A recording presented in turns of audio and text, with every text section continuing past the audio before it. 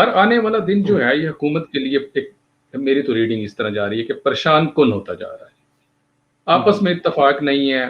वो लोग कहते हैं कि गैर फितरी इत्तेहाद था, गैर फितरी इत्तेहाद की चीजें भी सामने आती हैं। अब ये देखते हैं कि इनका इत्तेहाद, इवन के मिनिस्ट्रीज जिनके लिए इन्होंने बैठ के इतनी मुलाकातें की थी और उसके बाद भी वो अभी भी तय कराने में मुश्किल पेश आ रही है।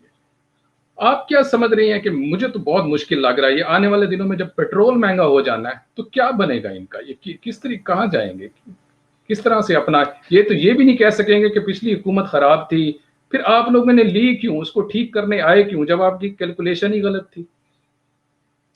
मेरा ख्याल में उसकी जारी बात है, बहुत बड़ी रीजन जो है वो 29 नवंबर है। अब जो मेरी चंद मुस्लिम लीग नून के लोगों से मेरी बात हुई, बिकॉज ऑब्वियसली सबसे बड़ी ऑपोजिशन पार्टी मुस्लिम लीग नून थी, तो जब ये सारा डिसीजंस लिए जा रहे थे कि जी तहरीक एतमाद जमा कराएं ना कराएं, जमा कराएं ना कराएं, तो उस वक्त जो थॉट प्रोसेस था ना वो ये था कि दे हैड टू सी कि which is the bigger evil for them, which is the bigger evil for them. क्या अगला इलेक्शन जो है वो इमरान खान साहब की पसंद के आर्मी चीफ के अंडर हो? I'm now trying to decode this, जो मैं बात कह रहा हूं कि अगला इलेक्शन इमरान खान साहब की पसंद के आर्मी चीफ के अंडर हो, या हम एक्चुअली इन खराब हालात को टेक ओवर करें और जो इमरान खान साहब का बोझ है उसको अपने नाजुक कंधों के ऊपर डाल लें, और इवन दो हमारे डिफरेंसेस हैं और तब भी हम इकट्ठे हो जाएं और लड़ते रहें या जो कुछ भी करते रहें। इन दोनों में से कोई एक चीज उनको चूज करनी थी। उनके ज़हन में यह बात थी कि अगर हम इस ऑप्शन के साथ जाते हैं कि इमरान खान साहब के पसंदीदा आर्मी चीफ के अंडर जो है वो अगला इलेक्शन हो, तो उनको यह नजर आ रहा था कि we will all be wiped out. हमें या तो हम जेलों के अंदर होंगे, या हमें सियासत से ही निकाल दिया जाएगा, या अगले भी वो जिस तरह एक प्लान था ना कि जी अगली 5 साल भी, ये 10 साल प्लान है, तो उनको ये फील हो रहा था कि ये 10 साल प्लान के ऊपर अमल दरामद स्टार्ट हो जाएगा। तो इसलिए बेहतर ऑप्शन यही है कि हम इस प्लान पे चले जाएं। अब जारी बात है ये प्लान अभी शुरू हुआ है और शुरू के अंदर ही हम देख रहे हैं कि इनको काफी प्रॉब्लम्स आ रही हैं और आएंगी, अभी आगे मजीद आएंगी। जिस तरह आपने पेट्रोल की बात की, आईएमएफ तो आपसे ये भी कह रहा है कि जनाब आपने अभी टैक्सेस भी बढ़ाने हैं, ये जो आपने इनको सब्सिडी दी है इसको भी वापस लें, पेट्रोल और डीजल के ऊपर, बिजली का रेट भी आप बढ़ाएं, और एमनेस्टी स्कीम जो इंडस्ट्रियलिस्ट को दी हुई है उसको भी वापस लें। तो काफी ज्यादा इश्यूज हैं। लेकिन अब इस सारे मामले के अंदर अगर इनको इंटरनेशनल डोनर्स की जानिब से, चाहे वो आईएमएफ हो, वर्ल्ड बैंक हो, या मिडिल ईस्टर्न कंट्रीज हो, या इवन चाइना हो, अगर उनकी तरफ से फाइनेंशियल हेल्प आ जाती है तो कुछ हद तक ये चीजों को शायद कंट्रोल कर लें। But if that doesn't happen, वहां से कोई कमिटमेंट्स नहीं आती, तो फिर मेरा ख्याल में इस ये जो भी भानमती का कुंभा बना हुआ है, इसके लिए हालात चलाना जो है वो बहुत मुश्किल होता जाएगा। इस सूरत हाल में तो इस तरह से लग रहा है कि भाई माहौल जो है ना वो इलेक्शन ही है, बजट के फौरन बाद इलेक्शन है। मैं तो ये देख रहा हूं कि ज्यादा देर नहीं चलने वाली, बजट तक ले जाएंगे खींच तान के।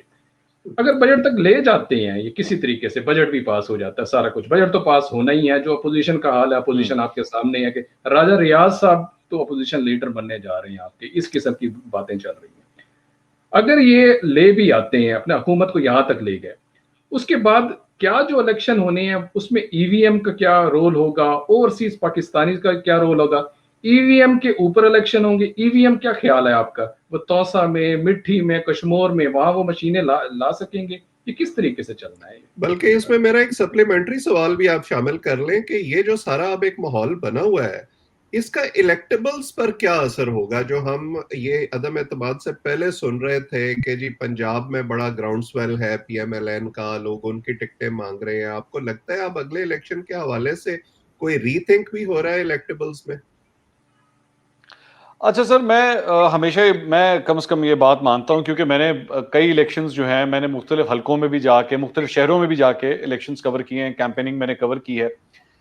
हम लोग जो जर्नलिस्ट और एंकर पर्सन्स अर्बन एरिया से ताल्लुक रखते हैं, और मोस्टली हम लोग, जारी बात है, हम लोग या कराची से काम कर रहे हैं या लाहौर से या इस्लामाबाद से, हम बड़े बड़े सेंटर से काम कर रहे होते हैं।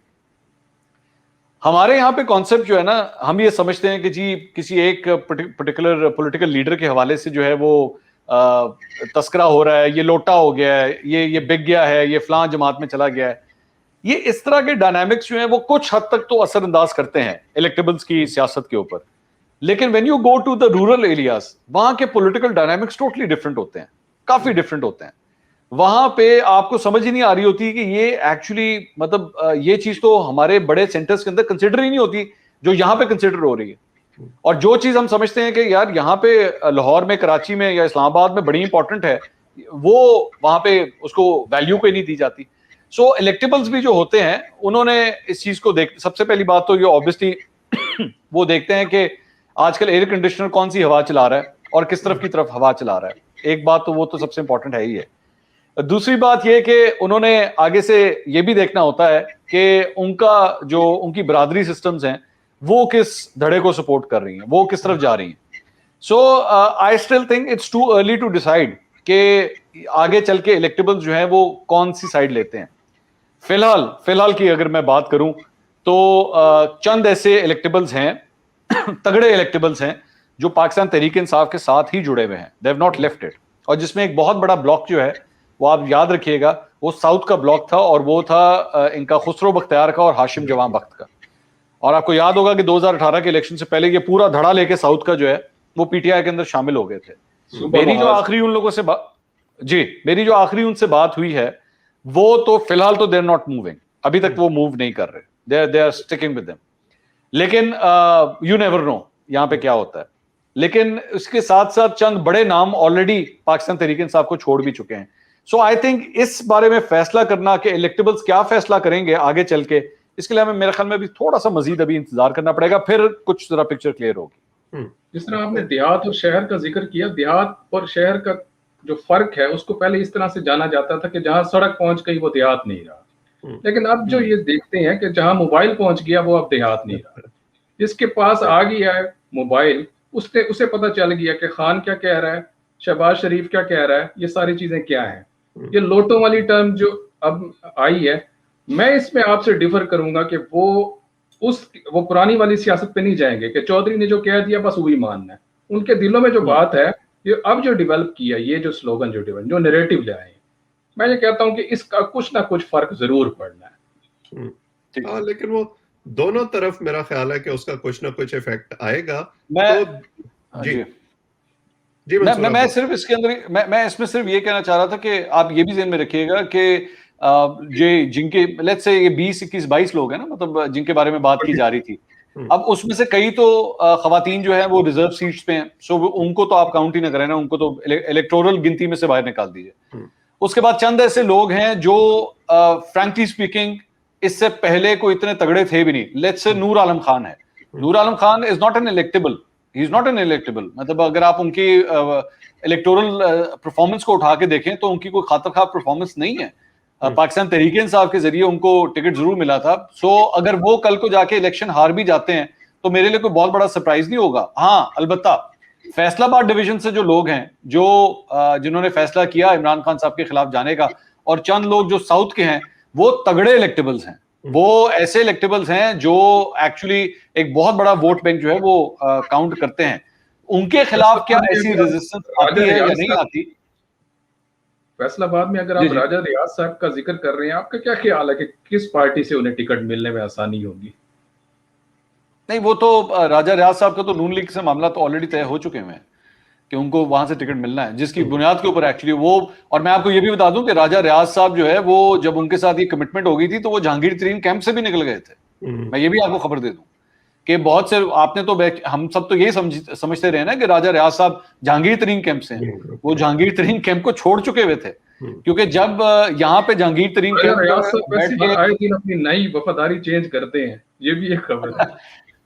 तो मैं आपको बताऊं कि जब ये यहाँ पे हमजा शहबाज के इलेक्शंस के लिए जब जहांगीर तरीन कैंप के साथ गुफ्तगू हो रही थी ना, तो आप नोट कीजिएगा कि उन तमाम बैठकों में एक भी एमएनए नहीं था, वो सारे ही एमपीएस बैठते थे। और मेरे पास अंदर की खबर ये है कि इनको इस बात की बड़ी तप थी, बड़ा गुस्सा था इस बात का कि हमारे पास जो एमएनएस थे सारे, वो सारे हमारे हाथ से निकल गए और नून लीग में जाके जो है उन्होंने अपनी इंडिविजुअली कमिटमेंट्स कर ली, क्योंकि इनमें से कई लोगों ने इंडिविजुअली कमिटमेंट्स की हैं, इन्होंने ग्रुप की शक्ल में नहीं की। ये एमपीएस बेचारे जो हैं ये तो ग्रुप में रह के जो है उन्होंने कमिटमेंट्स की, एमएनएस ने जाके फर्दन अपनी कमिटमेंट्स की हैं। और इसकी वजह से ये जो कमिटमेंट्स उन्होंने की हैं उसकी वजह से इनके मुस्लिम लीग नून के अपने जो फैसलाबाद के लोग थे, जिसमें ये क्या नाम है इनका, जो मुस्लिम लीग नून से फैसलाबाद से ताल्लुक रखते हैं, राना सनाउल्लाह नहीं राना सनाउल्लाह नहीं जी, जिन पे पाबंदी एक्चुअली लगी हुई है, तलाल चौधरी, मरियम नवाज ग्रुप, जी तलाल चौधरी की तलाल बात चौधरी, सॉरी जी, तलाल चौधरी, स्किप कर गया था मेरे माइंड से।